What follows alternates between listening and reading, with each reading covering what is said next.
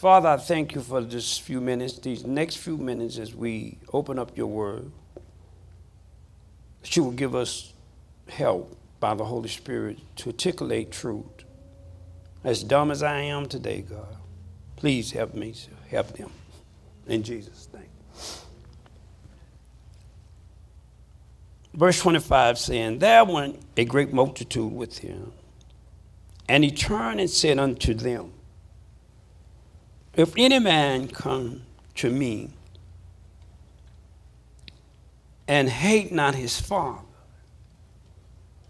and mother and wife and children and brethren and sisters, yea, and his own life also, he cannot be my disciple. Selah. Jesus is telling the multitude, it's something special about me. And because I'm so special, I have to know what's special to you. Because when I need you, those special things to you may be a hindrance for you and I. So I want to address them before you get to following me. Because you may want me to have pity on you because of them. But I'm going to tell you before you follow me, I'm not that kind of guy. And I'm not saying that he's thinking that you need to despise them in a way. But what he's trying to make you see is that it's hard to follow somebody when you can't be totally committed to somebody. Because you're already committed to somebody else. So when you divide it in your commitment, Jesus was trying to say, if you're going to follow me, it's just some things in your life you have to deal with. And the best thing to start with is familiarity. Because if you don't deal with that, then you will have to deal with me. And I think what he was trying to say in the totality of his speaking is that the reason I don't want you to be so connected to all of those entities is because all of those entities in themselves is not a problem to me. I ain't got no shout because you missed the revelation. In other words, if you're committed to me, then I'm committed to them too. But I can't allow you to let them distract you following me. In other words, if you know who I am, whose I am, and what I can do, then you know they'll be all right. Yeah. And the reason you know that, because you're all right. Yeah. Mm-hmm. Because sometimes our biggest weakness is these here. I want to be committed, but I got my daddy calling, my mama calling me, my wife want me, my children want me, my brothers want me. Everybody want me, and then even me want me. For God said, well, how can I do anything with you when you attach to all these people? He said, now, the choice of following me is you. Right. I don't make that decision for you. All I can tell you, the prerequisite to follow me. Mm-hmm. And here's the prerequisite. There's some things you have to sort of look at as though they are not as important as your commitments to me. In other words, if there's something about them that you are concerned about, then let's you and I talk about it so we can deal with it. All right.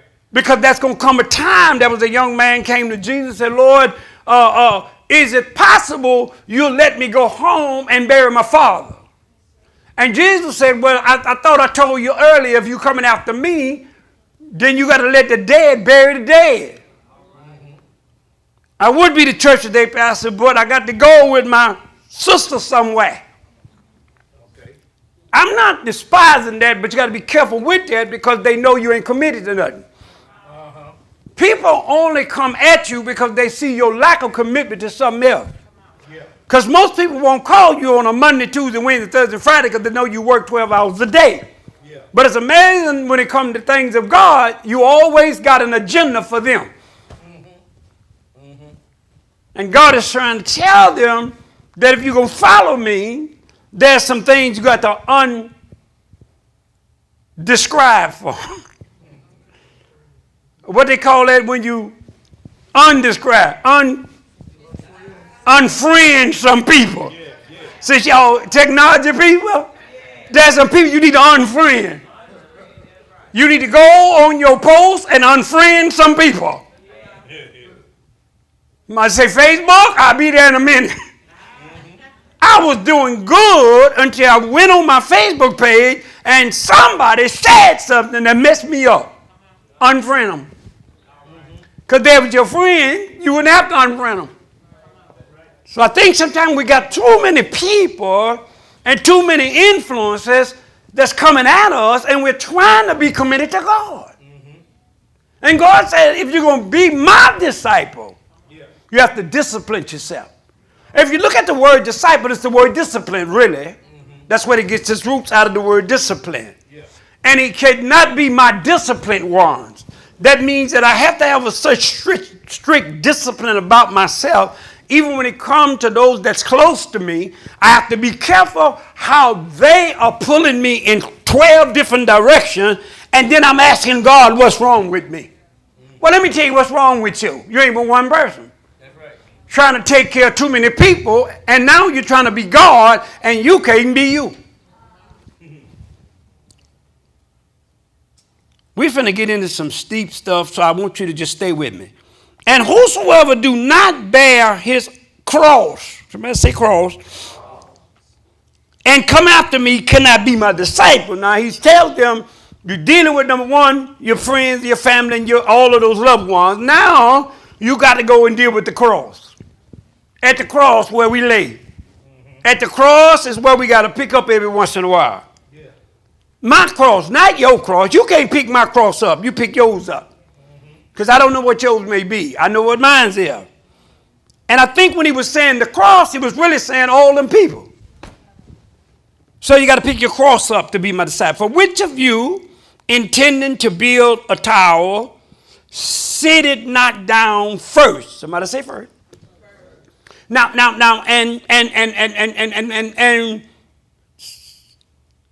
and counted the cost, whether he have sufficiency to finish it. Question.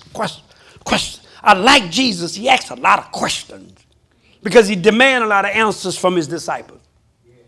You cannot follow God and do not have answers, because he will ask questions every once in a while, and one of the first questions he's going to ask you, what's wrong with you?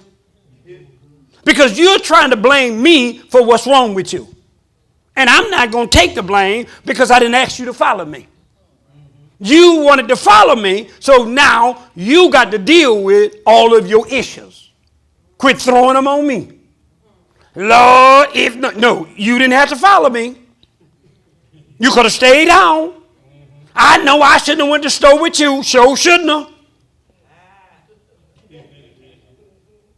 Because I'm going to go by this store first and I'm coming back to it last. You knew before you got in here I was going to Uncle Lee. You knew that. Yeah. I just hate Chinese food. Why you riding with me? Whatever you know about the person you follow. No sense in you complaining if you get in the car. Because he going to go or she going to go where they want to go. I normally go to my doctor's appointment, and I usually find out what it costs somebody to drive me. And they say, I'll take you for nothing. I said, no, that's a cost. Nothing is a cost.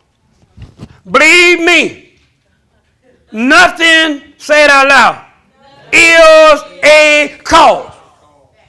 I learned that. When people say they don't charge you nothing, don't believe that. It's going to cost you something. So it's best to pay them, so you can be the person that controls the narrative. So on my way to the doctor's office, before my truck back up, phone go off.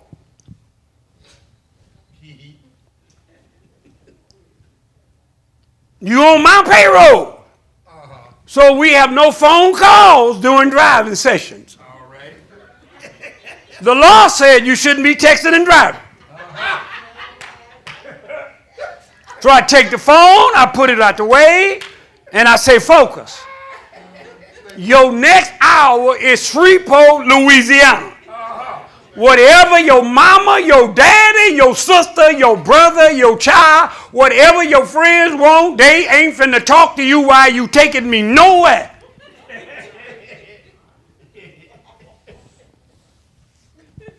You at my house, you come to see me. Cut your phone off. I cannot talk to you and your cousins. If you that important, you too important. Hey, could you hold up a minute? No, I can't hold up. Won't you go over there? People are too distracted, boy, with trivial things and trying to figure out why they can't get blessed. Because the mind is being trained that you feel that everybody needs you and you feel needed, so you always got to be prepared when they call. When you deal with life, prepare for death. That means if you die, who they gonna call? Uh-oh. And you ain't far from the grave if you keep doing what you're doing. So you need to prepare people if you ain't here. Because if you don't prepare them, they gonna kill you and find somebody else to kill too. Somebody once told me, said, if I die, will you see about so-and-so? I said, no, because they killed you. So I'm not going to see about them because they messed over you. I know they're going to mess over me because you done too much for them anyway. And I'm not going to let them kill me. That's one word in our vocabulary we hate using is the word no. We love to say no, but it means yeah. Because we don't like tears of a clown. You'll get that tomorrow too. So if you're intending to be successful, you're intending to have something, they say, you have to sit down first. Somebody say first. Problem is with people that want something, but they move before they sit down. So the first thing you need to do is sit down first and what? Count the cost. What is it costing you to do all you're doing? What is it costing you to say yes to everybody? When you need them, they say no. And think nothing of it. And you know what you say? All I done for them. And this is how they treat me? This is how they're supposed to treat you. Because you were doing it with the wrong motive. Because if you were doing it with the right motive, you wouldn't be reminding them of all you done for them. My children is funny people. Because I remember everything I did for my kids. But they don't remember all that. They still remember. The only thing they remember what they need right now. So sometimes I be talking to them and I try to tell them what I used to do. They don't know nothing about that. They call me about a problem they got right now. But you were supposed to do what you did. You ain't doing what you're supposed to do. You was a parent. But you didn't cut off when you were supposed to. That's your problem. Now, if you decide you want to go till they get 30, that's on you. But you could have cut off a long time ago. So what you're mad about is not the first 21 years. Yeah. You mad about the years you should had cut off, but you didn't cut off. Yeah. So now you upset because you're doing what you know you shouldn't be doing. Mm-hmm. But see, rich folk don't care too much. Only people that's managing their money sort of care a bit. But when you got a plethora of money, pretty much sometimes it don't bother you. You rather pay them to leave you alone. So you got to sit down and count the cost, whether you have sufficient to finish it. Lest happily, after he had laid the foundation, he is not able to finish it. All that beholds it begin to mock him, saying, this man began to help me and was not able to finish it. Or what king going to war, make war against another king, sitting not down first, and consult whether he be able with 10,000 to meet him that cometh against him with 20,000? Question. Or else while the other is yet a good way off, he sendeth an ambassador and desire conditions of peace. So likewise, whosoever he be of you that forsake not all that he has, he cannot be, shout, my disciple. I want to speak briefly on the subject, count the cost. Little as I knew that it was the word count the cost in the dictionary, there's a definition to count the cost. Count the cost is actually something when we knowingly what is expected of us. Knowing what is expected of. So when you count the cost, you want to know what is it expected of me. So the writer is saying we need to count the cost. Know what is expected. Jesus is saying you must make a full commitment. So to follow me, you have to count the cost. So first thing we need to do is develop a plan. Write it down. You can't have nothing if you don't get a plan. The problem with most people, they don't have a plan, so anything they do is fine with them. So the man says you got to count the cost, so you need a plan. Recognizing your inabilities so you can be very strategic. You just can't keep doing things because people want things. The only thing that governs you is a plan. Without a plan, you will be all over the place. Without a plan, your future is likely to be sabotaged by people that realize you don't know no better.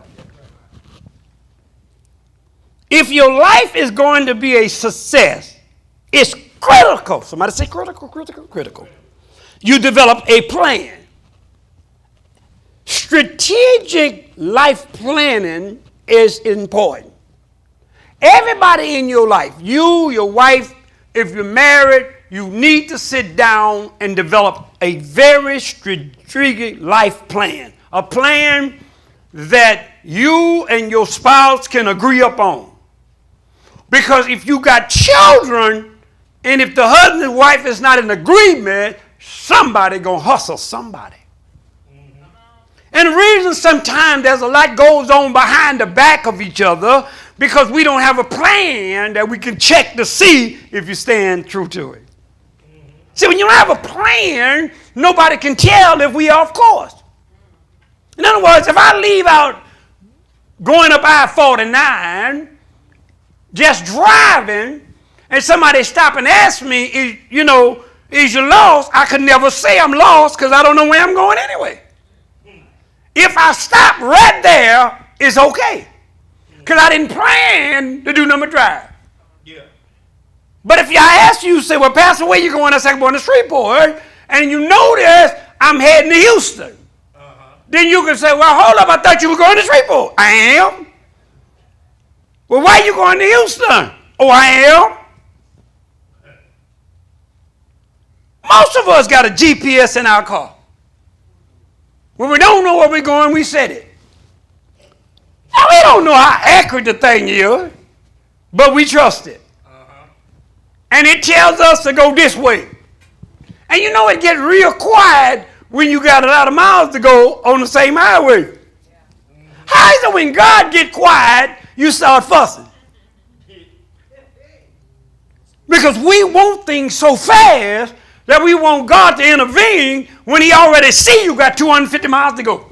It don't matter how much he talked, he already showed you and told you it takes 250 miles to get where you're going.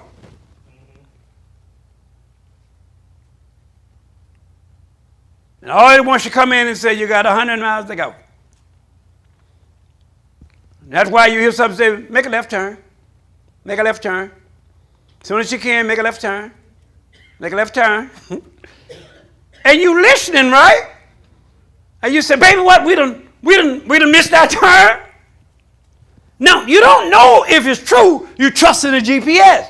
Yeah. Why is it when our GPS spiritual tell us something we don't trust it? God's personal spirit in your life. So you got to get a plan. Said somebody a plan. So if you're going to be successful, you got to develop a plan, a strategy. If you do not plan your life, it will be planned for you. Write it down. If you don't plan it, everybody done planned it for you. You have to sit down and write out a very strategic plan to make sure other people don't come in and plan to spend your wealth before you die. In other words, if y'all plan to save so much money, we got to watch where we go eat at every time we leave here. You get that tomorrow. Get tomorrow. The problem with people without plans that they seem to think we need to have fun all the time. A plan helps governs how wide I can go, how much I can do, because I realize that I have to harness some energy for the next 10 years. In other words, if we're trying to get something done, we have to sit down together and say, okay, we need to find out what it takes to get it done. And now we got to incorporate some things. That is, we have to find people to help us get there. So if you don't have a strategic plan for your life, you are saying you don't have any value.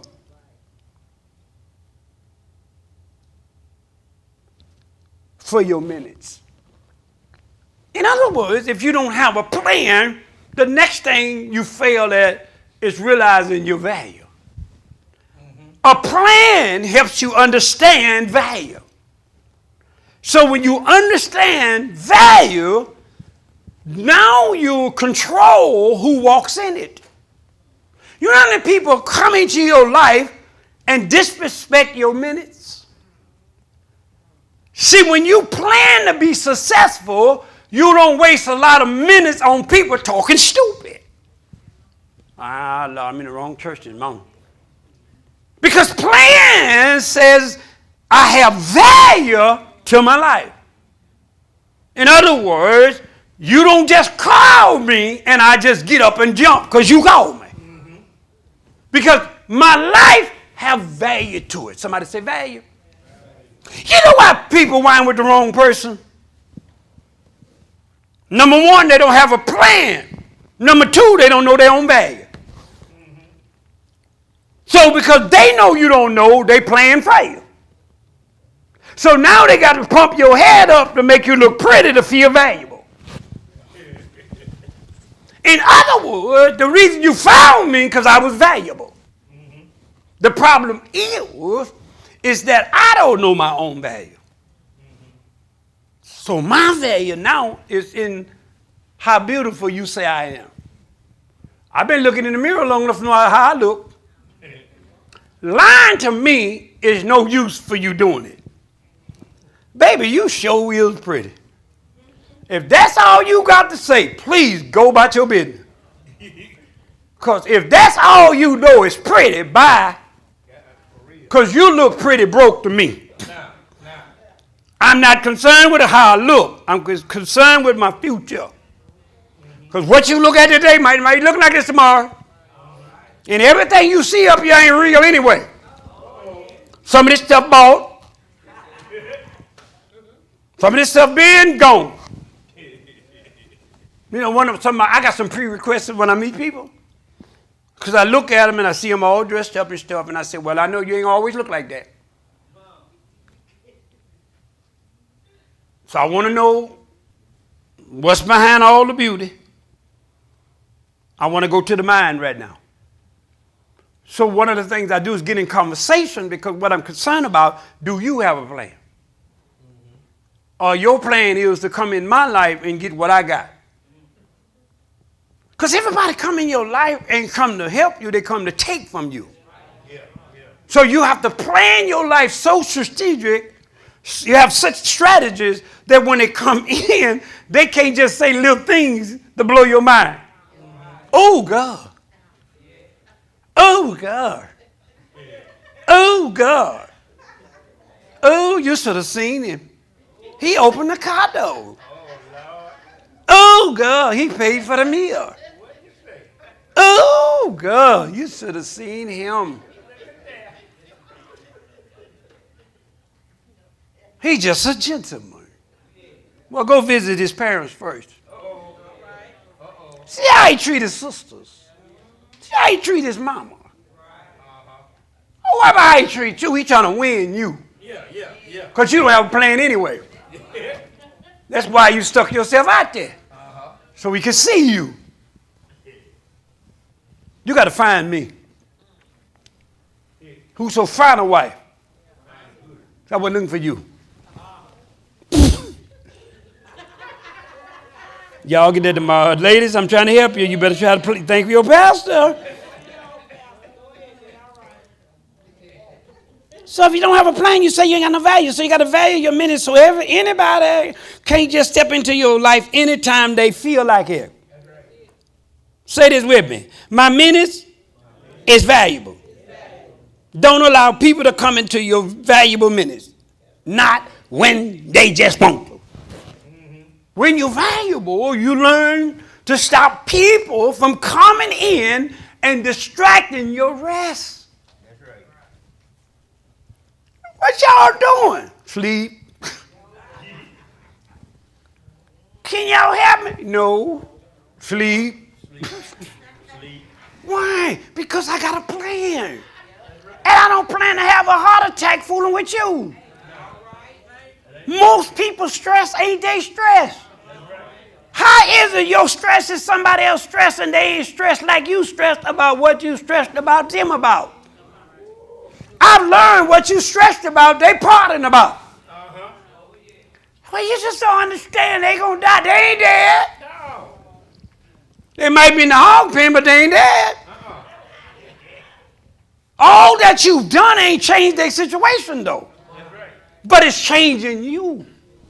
So you got a plan. You got a plan. There's some plans certain things I have to say no about. Because if I say yes this time, I'm going to mess up my plan. But I value my plan. Somebody say value. So you got to have value. Somebody say value. So value has to be done in minutes. I was telling you about Holly Berry. She make $30-some a minute. Okay? I think, what is his name? The man owned Microsoft, Apple? Apple.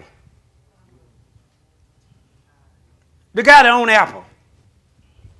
What is his name?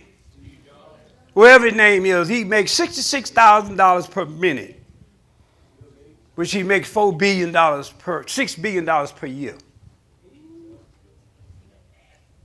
Okay? Per year. He makes so much money because he's valuable. He valued his time. He had a plan. Now, in your planning, it's going to cost you because it's going to cost some people. When you plan to be successful, you have to find those that's going to be a threat to your success. And now you got to find a way to let me put it like this, to reorganize them in your life. Now, you ain't got to throw them out, but you got to make sure you reorganize them that they don't have the monopoly upon your yes all the time. Yeah. And you can't let your emotions now be governing you when you got a plan, because your plan sometimes get messed up because your emotion start to sort of govern you, and now there's empathy that understand where they are. So because of your empathy, sometimes you break your plan. In other words, I've been where you've been, so I understand it. But understanding somebody where they've been don't mean you need to help them. Sometimes you need to go back and say, I was here, and that's where God broke me at. In other words, there's some parts in people's life that God is bringing them to that you might be the reason he can't help them. Because every time God tries to help them, you get in the way. Yeah. In other words, it's come a time you say no, because God told you to say no so he can help them get a plan for their life. Yeah. In other words, you got to set value. Somebody say value. Increase my value. Say increase it. I used to hear this old saying, and how many of y'all ever heard this? Don't teach me. You know, people say, don't give me a fish. Keep saying it. Don't give me a fish. Teach me what? I want to reverse that. I want to change that this morning for us. We've been bamboozled. All right. Look at somebody say they bamboozled us. In other words, they told us, don't give me a fish. Teach me how to fish. But I want to change that a little bit for you this morning. I want you to do this for me. Rather, don't teach me how to fish. Teach me how to own the pond. I ain't got no help up in here. Because if you teach me how to own the pond, when you get mad, you can't throw me out.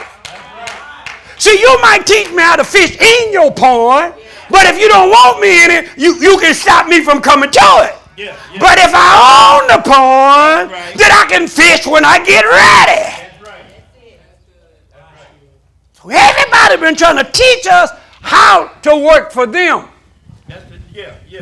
I don't want to work for you. No more. I want to work for me. So if you're going to teach me anything, teach me how to have my own pond. So when I get ready to go fishing, I can be like Peter if I want to. I can be buck naked. Ain't nothing you can say about it. But when I'm in your pond, I got to act the way you want me to act. And the reason why we acting the way we act is because you in everybody else's pond and you don't own one. See, when you own one, you ain't got to worry about them coming doing an inspection every so often in your house, coming in when they get ready. If you own your house, you ain't got to worry about who knocking on your door. So everybody teaching us how to stay under them rather than teaching us how to have what God wants us to have. Right. So look at somebody and say, not today. Not today. I want to own it. That's right. I want to own the apartment complex. Yeah. I want to own my own business. Yeah. I don't want to be employee-minded all my life. I want to be the CEO, the CEFO. I want to be the chief job, the chief financial officer, CFO, and the CEO. I want to look at it from the top down. I'm tired of looking at your money, counting your money. I need to count my money.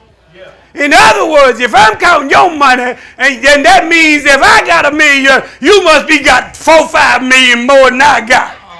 So if I could own what you keep teaching me, I'd be in better shape.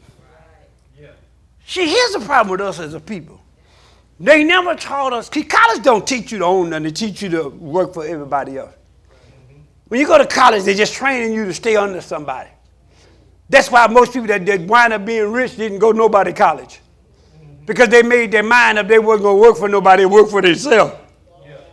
See, if you got a plan, you have to set it for what we call small increments because you can't get it done overnight.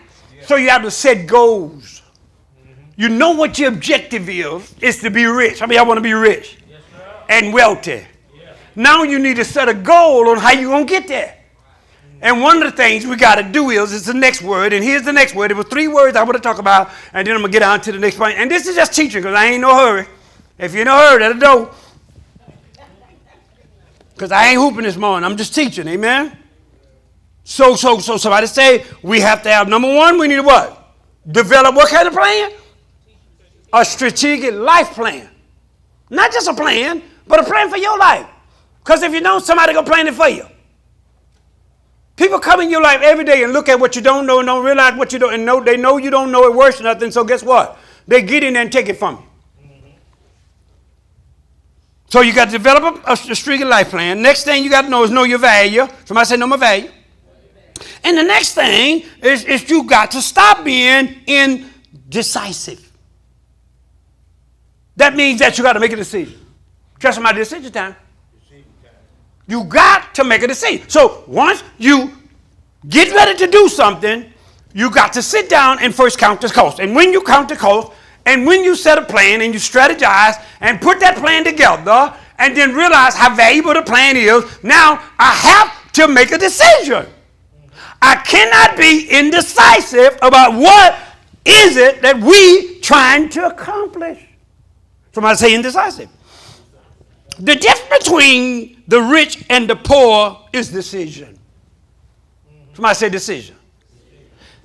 Here's a word that you might not say much. Indecision is a decision. To be indecisive or to make a decision is a decision. Okay. If you don't make one, you made a decision. You have to decide. I can't keep living in the middle of the road. If I'm going to do this, I got to decide. And here's the problem with deciding. Because in indecision, you have two things working against you, and one of them is critics. Yeah. They call them unconscious critics. One of them will tell you that you're going to fail. Mm-hmm. Another one tell you you ain't worthy of it.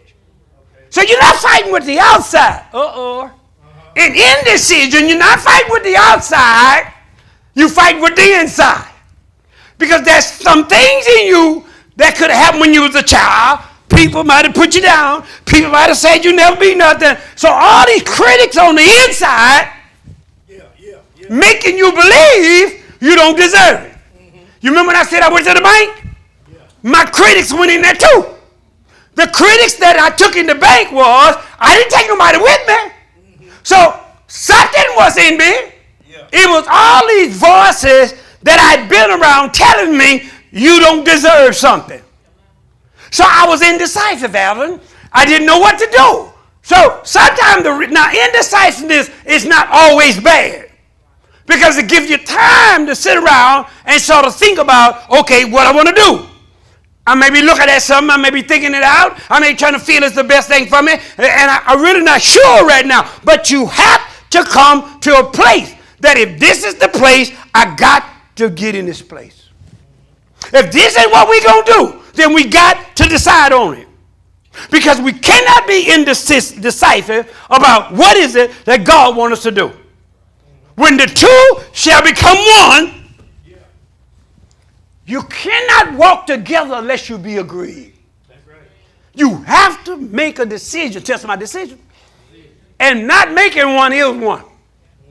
Most people say, well, I can't decide. You just made a decision.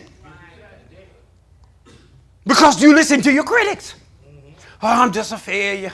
I fail at everything. You still living, ain't you? You might have failed at all that, but don't mean you're going to fail going forward. Right. Can I tell all y'all failure something? You done failed too many times to worry about failing. Right. By the fact you ought to risk everything now. What you got to lose? By the fact people that have failed so many times ought to be winning. I mean, what could happen now that hadn't already happened? You got enough experiences in life to know that whatever done happen in life, you can get up because you're still living. Baby, can I tell all y'all something? A lot of this city, we all should be in jail. Let me turn my back because I don't want anybody to think I'm talking about them. A lot of things we done, we all should be, so not where we at. Right. You shouldn't be the person where you at. You shouldn't be the person that's over there. You shouldn't own what you own. But because you had enough failures, you failed enough, you failed enough. Now it's time to win. Now it's time to get up. Now it's time to realize that God got me on this one. I done picked enough bad marriages and women and men to know how to pick a good one now. Yeah. I done picked enough bad ones, now I know how to pick a good one. That's right. See, the problem with people is that they fail to realize that you got hurt the first time because you ain't know no better. But you done had enough experiences now. They can't hurt you now. If you hurt now, you hurt yourself because the critic in you hurt you. Yeah. Oh, I done picked another bad one. I just ain't no good. I don't know how to pick nobody. The devil is a liar. I can pick any. I can pick. I might have had a bad one, but I can still pick. I ain't giving up because I picked a bad one. It might have a worm in this one, not the next one. My God. You keep picking long enough, you'll find the right word. I said, you keep shouting long enough, you'll shout right. You keep praising them long enough, you'll praise right. You keep on doing it until you get it right. That's right. Praise the Lord. Man, you keep doing it.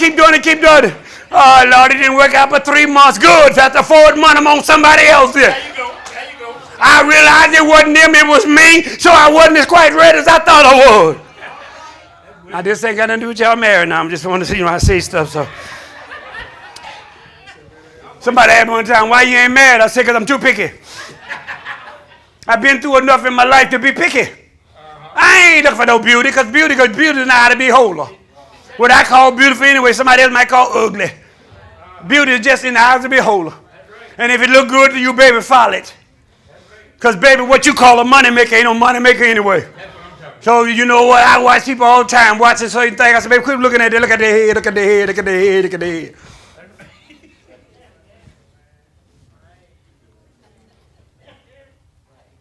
You know, I was talking to Tanya yesterday just in a conversation, and I got very astute. What the devil say? I was talking to Tanya yesterday, and I got very astute in my conversation. So I began to talk on the level of how I really think and stuff like that. And I was telling her, I said, well, Tanya, I said, you know, I don't want to deceive you because I don't want you to think I'm just a little common guy. I said, I really ain't. I said, I got a mind that if you don't challenge it, I just look at you. When people get around me, you have to talk on a level to make me look at you right. So I got to talking on a different level, and I was asking a lot of questions. And I said, I don't want you to feel like I'm questioning you. I'm not questioning you. I'm just telling you this is who I am. I said the problem with most of us, we master in areas that don't do us no good. We master at fun, but we ain't nothing at succeeding. We score low to succeed, but we master at having fun. I said, what's going to happen when the fun is over? When your master don't do you no good because you didn't educate yourself in areas just to sit down and have a decent conversation, then y'all just in the house together. I don't want to be in the house with somebody because they look good.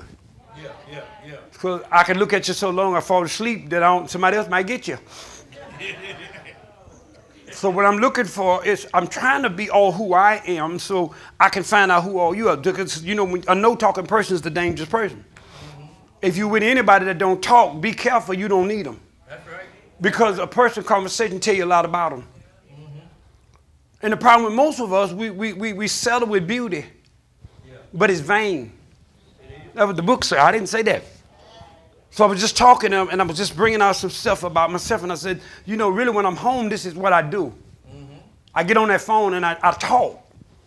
Because I got years of experiences. I'm empirical in my conversation a lot of times because a lot of stuff I say, it ain't just book sense. It ain't what I read. It's basically the stuff that I've learned. And I utilize what I've learned over the years. And then I went through some stuff and I realized what I'm saying, it do really works. Because I got some years of that I've seen God do stuff.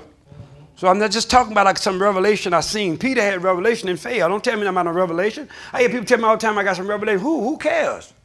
Peter had revelation, and he was the first one denied him. God reveals something to you, don't make you know nothing.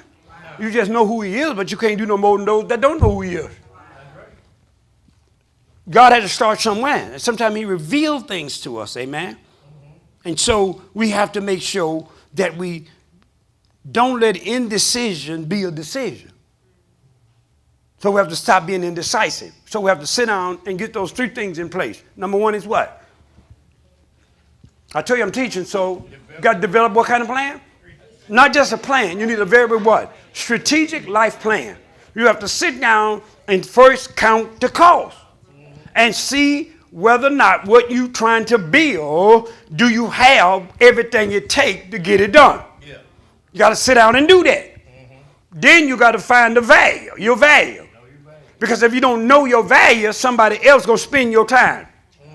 When you know your value, you keep people from spending your minutes. Yeah. Minutes is money. Look at somebody and say, minutes is money. Minutes is money. Whether you know it or not, minutes is money. I was telling my leaders this morning, I said, you know why most church people really don't pay you no attention when you're preaching to them? It ain't costing them nothing to come listen. When you get value free, you don't really put a lot of emphasis. You don't put a lot of emphasis on it. Yeah. It's when you pay for something, you demand more. Yeah. When you go to the doctor, he charge you, right? And you know, and if he don't tell you much, you get mad with him. Well, the doctor ain't checked me, but he gave me a bill for $300. Yeah. He ain't done nothing. But the preachers can give you a lot of information, and you walk out of here, you might use, you might not, because you ain't paid for it. So you got to value that. Put some value on it. If you value your minutes, you'll value their minutes. Yeah. You know, I've learned this about people. Because they don't value their minutes. They don't know how important it is to value people's minutes. You can't ask somebody that don't value their own life to value yours. That's why you have to have value to your life. So when people call, I do like we do. They'll call me sometime, and they'll say, Pastor Gus, I was calling to see if you'd be busy on this day. I said, let me check my calendar. I said, I got a itinerary. I got to see whether or not I'm able to come. And I sort of squeeze them a little bit to see what kind of money they're talking about. Because see, there's a difference between me going somewhere and you hiring me. Yeah, yeah. So if you hire me, I'm worthy of my hire, right? Yeah. So don't be calling me talking about, I need you to come do a revival and you don't want to pay. You hired me, I ain't call you. That's right. Now, if I came on my own, then you might not have to pay me. That's right. So I said, let me check my itinerary. I looked and see. I said, well, let me see. I don't think I'm going to be able to come. Man, what it take to get you? What it take? I said, man, you can't pay me, man. It's too much. Well, man, we'll try. I said, man, don't call me, call somebody else right now. Well, I thought you was a preacher. Why would you charge somebody? That's what the Bible say. A workman is worthy of his hire. Right. They calling to hire me. I ain't calling people. That's right. How many of y'all got a business? Raise your hand.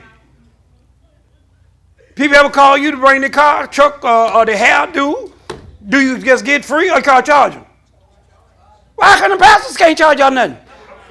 Why the preachers can't charge nothing? Well, the gospel is free. Who told you that? Ain't nobody ever told you the gospel is free. That came from a myth way many years ago. The gospel ain't free. I just don't know what we get this stuff for. We get in church and think it's free. Why you think God said bring a 10th part of your tithe? Because it ain't free. He said they got to be taken care of. I need them took care of because they going to work the temples while you work your fields. That's right. So don't steal from them and I won't rob you. No. So when you rob them, I'll take from you. That's right. But if it costs you, then you will take it more serious. But since it's free, you know how Roman sales got started? One day a man wanted to give away some stuff. He put it all out free. Nobody wouldn't buy it. They wouldn't pick it up. It was free. The people started saying, well, he think we ain't got nothing. So they came by, picked up a few out, and kept going. He did the same stuff the next Saturday. He went, put nickels and dimes and quarters on it, and sold out everything. Mm-hmm. That's how Roman sales got started. Because somebody felt they invested in it, they bought it, it was theirs. Mm-hmm. See, when you put your money on it, you have a different view on it. And then you brag on it. God, look what I got from the Roman sale.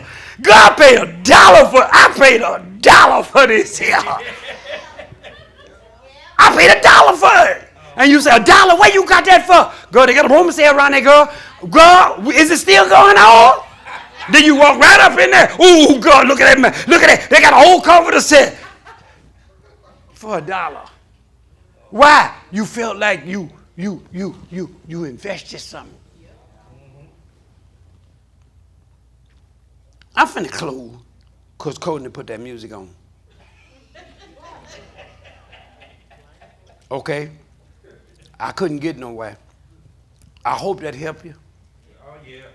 But these are some things that we got to do because we can't keep going through here, coming to church, telling y'all God going to do all this stuff for you when you don't even have a plan for what you saying He going to do for you. God do not just give stuff away. just to be giving it to you because you want it. God gives to the people that has purpose. Once you know what your purpose is, it is God's job to provide for the purpose that he's given you. And whatever that purpose is, you have to go and study to make sure that you understand everything about what God's called you to do. So then you got to understand all the people that's in your world that you already know, boo-boo, them coming. You know they're coming because they came at everybody else. That's why some of y'all get money and you don't say nothing to your family members, because you know when they hear you got it, they coming. So you'll go home and say, baby, don't mention this. I won that $2,000 last night. Because I know my sister, she going to call and say, I heard. Can you lend me $200? No, I got a plan for this money. You got to develop a plan. All y'all in business, a business is only better as good as the plan you have. If you don't sit down and make it a business, it's going to wind up being a friendly place that people use you at. Stop mixing business with pleasure. You have to know the difference between the two. As a church, as a pastor, I had to learn that people will come to this church and ask for money. And as long as you give it to them, you're good. As minute as you tell them no, you ain't no good. I ain't their pastor. They don't put no money in here. I don't owe you nothing. So you can talk about me if you want to. Wherever you put your money, that's where you ought to go draw out of. But you got to quit drinking my water free. I may give you a cup one day, but you ain't gonna finna drink no glass the next day. Amen? I pray this has been a blessing to you. I pray you hear it. I pray that the Lord will give you insight on what we're trying to bring to you in this time, that the season that we're in. I believe God is trying to revolutionize the church. But we cannot see church like we saw it. We cannot keep treating God like he's somebody just sitting there waiting on you to holler at him. God is waiting on the person that will plan and strategize and understand value and ready to make a decision. Those are the ones that he's calling in this hour we're living in. Who can God trust? Who can he use? What can he get you to do without you squandering on people that don't want to do nothing for God? It's time out for you to keep throwing everything you got away on people who just don't want to do nothing for God. It's time for all of us to refocus. If I'm going to follow God, I got to deal with my family. I got to deal with all of these issues, these people, these connections. I got to deal with all these things. Because if I don't deal with them, they're going to be the reason why I stop following God one day. You say, well, I just stopped going to church. You sure didn't, but you ain't following God. No. You keep doing what other people want you to do. What does God call you to do? Let's get focused on that this week. Let's work on that. Let's work on ourselves. Let's be more entrepreneur-minded for his things in life, what God wants us to have. And I pray this message will continue to build inside of you rivers, different avenues, different streams of understanding so we can go further and do more for the Lord. We all shout $1 million. We all shout, we want to do this. We want to be generation wealth gainers. But we gotta go further than just saying it now. The next part of this message will help you get what I'm trying to show you. But today I can't do it. So I'll close here. Father, you know my heart. You know I'm ignorant and dumb. It's 12 people up here today. But because Holy Spirit, where I am deficient, I know you are sufficient. What I do know, Lord, I know you know I know. But what I don't know, I know you will help me to help them because I know you're saying to your people, it's time now. It's time now. The time has come that we must be prepared for what you're getting ready to do in the season of our lives. We are no longer selling for what people call us. We are valuable people. And I decree that over each one of you today, that you're a valuable person. No more being indecisive. I will settle this week on who I am, where I should be, and what I should be doing. I settle on it this week. It's my week to pin down for the rest of my life what God has called me to be and who he's called me to be. And we ask your blessings upon it today. In Jesus' name.